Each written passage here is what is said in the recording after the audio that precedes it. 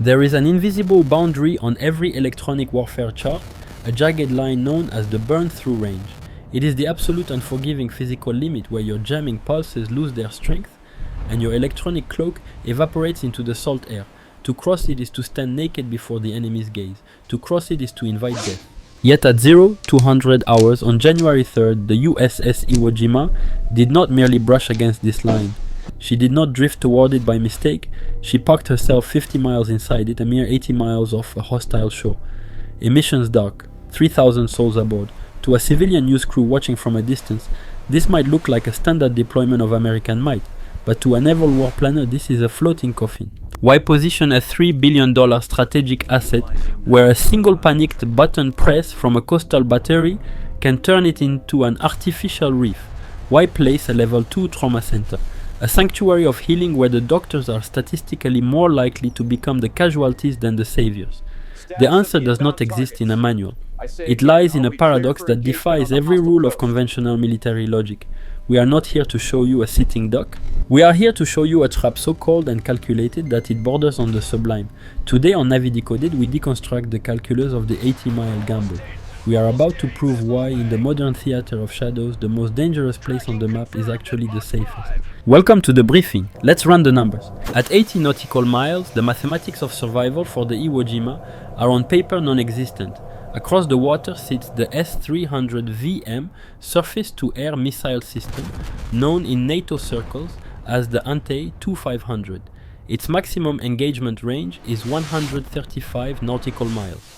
Do the math, 135 miles of lethal reach minus an 80-mile position equals 55 miles deep inside the kill box.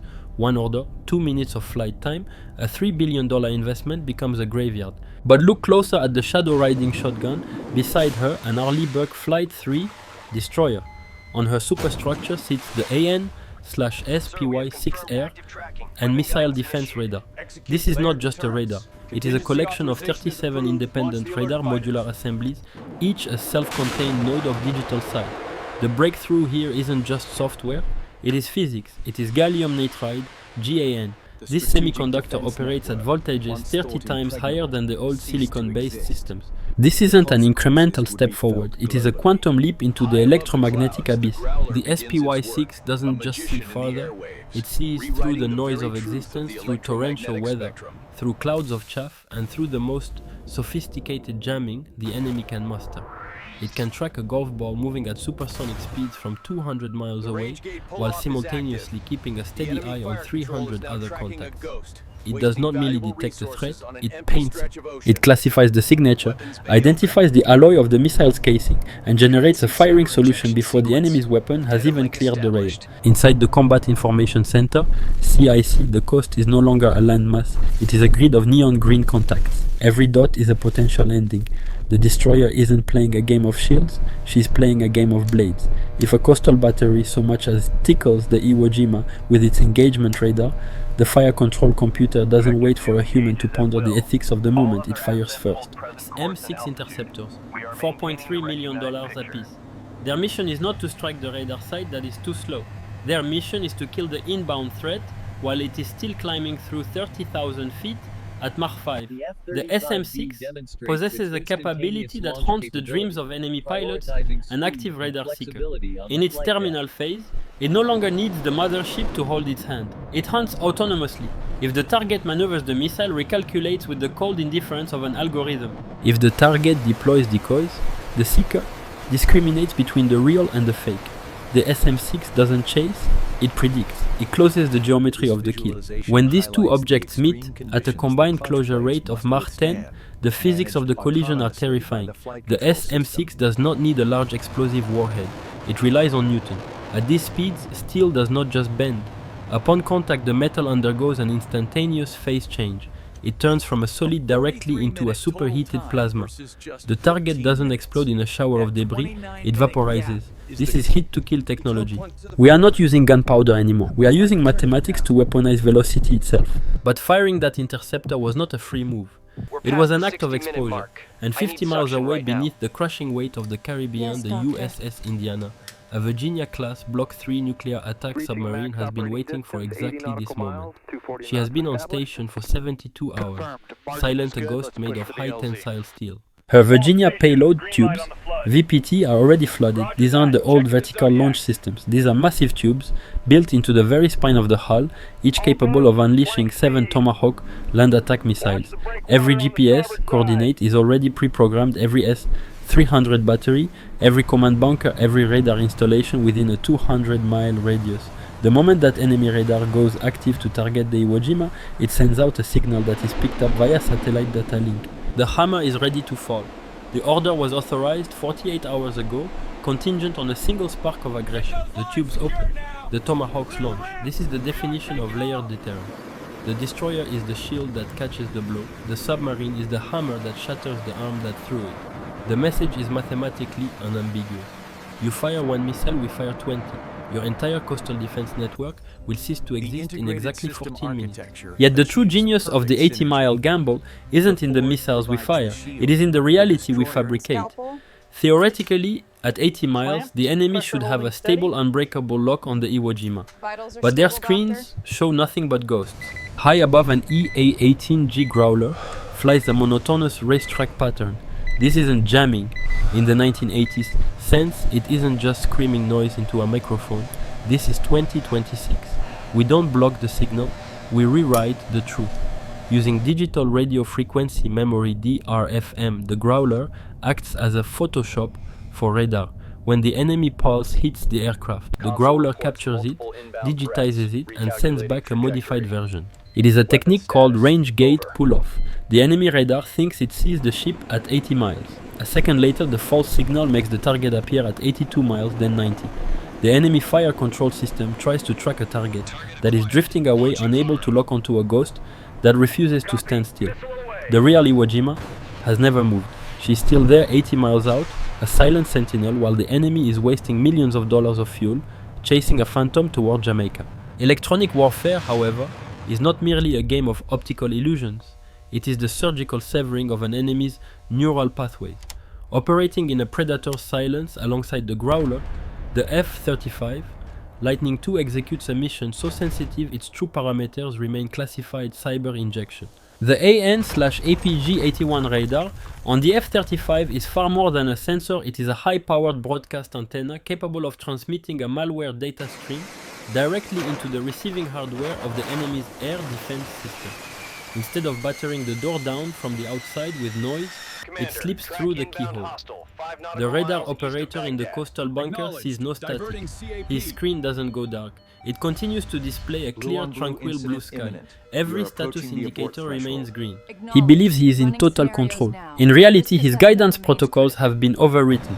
The missiles remain on their launch rails, but their electronic brains are dead lobotomized by a pulse of code they never saw coming. The kill chain has been severed at the software level. The enemy doesn't realize they are blind until the moment they try to pull the trigger and find that their entire multi-billion-dollar system has been reduced to a collection of expensive paperweights. Who conducts this invisible symphony? High above the fray, the E-2D Advanced Hawkeye acts as the battlefield conductor. It renders the entire battle space in 3 dimensions fused into a single tactical picture.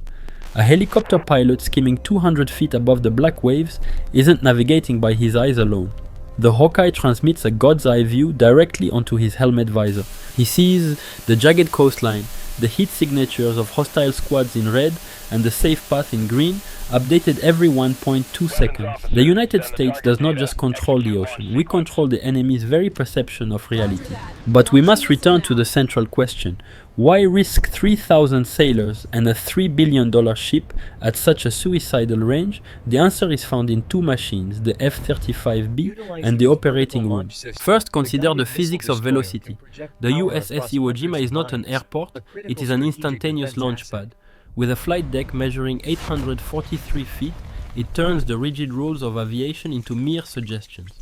Thanks to STOVL technology, short takeoff and vertical landing, the F-35B requires a runway run of a mere 600 feet to achieve perfect lift, while massive supercarriers must burn precious minutes turning into the wind to charge their steam or electromagnetic catapults. The Iwo Jima's fighters can tear into the sky in a single breath. It erases dead time from the equation of war. How does a 20-ton fighter defy gravity in such a short distance? It relies on a mechanical miracle hidden behind the cockpit.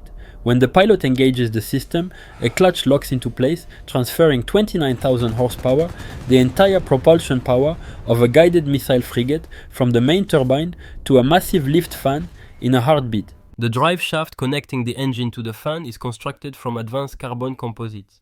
It must withstand maximum torque without twisting even a single millimeter. If this shaft deflects by even 0.1 degrees, the aircraft would tear itself apart in mid-air. The clutch plates aren't metal, they are carbon-carbon discs capable of withstanding 3000 degrees Celsius, the same material used for space shuttle re-entry shields. The entire transition from horizontal flight to a vertical hover occurs autonomously. The flight control computer makes 40,000 micro-adjustments per second to keep the jet balanced on a column of compressed air. The pilot doesn't fly the aircraft in these moments, he commands it and the algorithms execute. From a distance of 80 miles, that jet is over the hostile capital in 11 minutes. Compare the math: a supercarrier like the Ford positioned at a safe 380 miles requires 15 minutes of launch prep plus 28 minutes of flight time, a 43-minute total. The Iwo Jima at 80 miles requires 3 minutes for launch and 11 minutes for flight, a 14-minute total. That 29-minute difference isn't just a tactical advantage. In the world of high-stakes geopolitics, it is the thin boundary between a successful intervention and a catastrophic failure. Second, consider the physics of blood. When a marine on the ground takes a round to the femoral artery, he has exactly 60 minutes before he bleeds out. Not 61, not 59, exactly 60. This is the golden hour. It is a physiological countdown that waits for no one. After 60 minutes without surgical intervention, the survival rate drops from 98% to below 40%. 1 hour is the difference between a handshake at a homecoming and a folded flag at a funeral. The MV-22 Osprey has a cruise speed of 240 knots or 4 nautical miles per minute. If you subtract the time spent under fire on the ground 15 minutes, and the time required to move the casualty from the flight deck to the operating room, 10 minutes you are left with only 35 minutes of actual flight time. At 4 miles per minute, the maximum distance you can be from the fight is 140 nautical miles. But combat is chaos. You must account for evasive maneuvers, wind and the friction of war. You need a margin for error. The safe guaranteed operating distance to preserve the golden hour isn't 140 miles, it is 80 miles. That is the number. That is why the ship must be positioned exactly where the enemy's missiles can reach her. The Ford has 1 operating room, the Iwo Jima has 6, she has 15 ICU beds, and a surge capacity of 600 beds. In a mass casualty scenario, the Iwo Jima can materialize a full theater hospital in a matter of hours. The Navy doesn't position this ship at 80 miles to kill the enemy. We position her there to save our own. When the sky collapses, when a helicopter takes fire and goes down into the surf, that is when the USS Iwo Jima executes a maneuver the $13 billion supercarrier simply cannot perform. She manipulates the principle of Archimedes. Deep within her hull, massive ballast pumps engage with a low rhythmic throb. The 40,000-ton vessel does something that seems counterintuitive to any sailor. She deliberately sinks her own stern.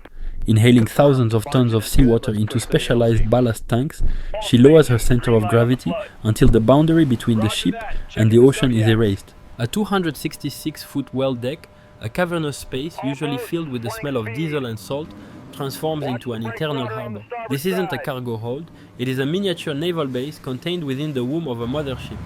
From this darkness, shadows begin to emerge. SWCC teams, Special Warfare Combatant Craft, crewmen aboard combatant craft, assault boats. Their hulls are made of carbon composites capable of sprint speeds exceeding 50 knots. They launch directly into the surf, gliding into the darkness with no wake and no radar signature. By the time enemy coastal radar thinks to hunt for them, they are already engines off, drifting silently toward an extraction point a mere 500 meters offshore. But the Iwo Jima isn't just about the finesse of the scalpel. It is about the brutality of the hammer.